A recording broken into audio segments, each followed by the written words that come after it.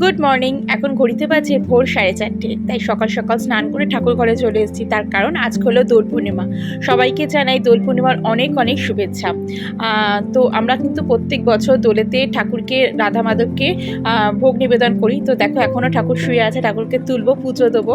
আর আজকে যেহেতু গ্রহণ আছে, চন্দ্রগ্রহণ আছে, তাই সকালবেলা 6টার আগেই ঠাকুরকে পুজো দিতে হবে। তো চলো তাড়াতাড়ি করতে হবে সব কিছুই।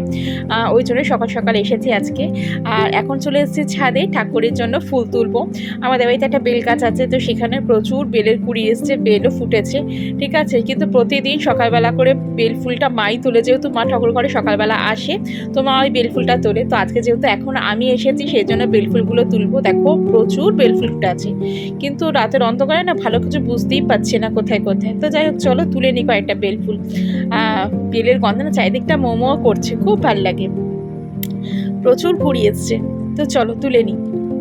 আর গাছের ফুল দিয়ে পুজো দিতে ভীষণ ভালো লাগে ঠাকুরের। তো আজকে সুন্দর করে ঠাকুরকে সাজিয়ে গুছিয়ে তাড়াতাড়ি করে পুজো দেবো, অল্প একটু ভোগও বানাবো। আর এই যে দেখো, এই কটায় বেল তুলেছি, বেশি তুলতে পারিনি, এখন অনেক গাছে আছে। তো চলো তাড়াতাড়ি করে পুজো দিয়ে নিই।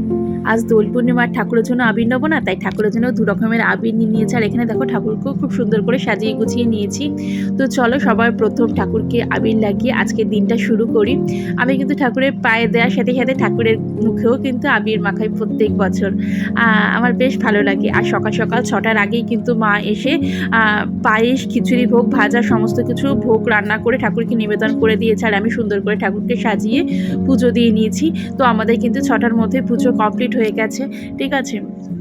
তো চলো, আমাদের কিন্তু বেশ সুন্দর লাগছে ঠাকুরকে দেখতে। এইভাবে সুন্দর করে সাজিয়ে গুছিয়ে পুজো দিলে না বেশ ভালো লাগে দেখতে। আর কোনো বছরই এত তাড়াতাড়ি পুজো হয় না, এই বছরই এত তাড়াতাড়ি পুজো হয়ে গেছে, খুব ভালো লাগছে।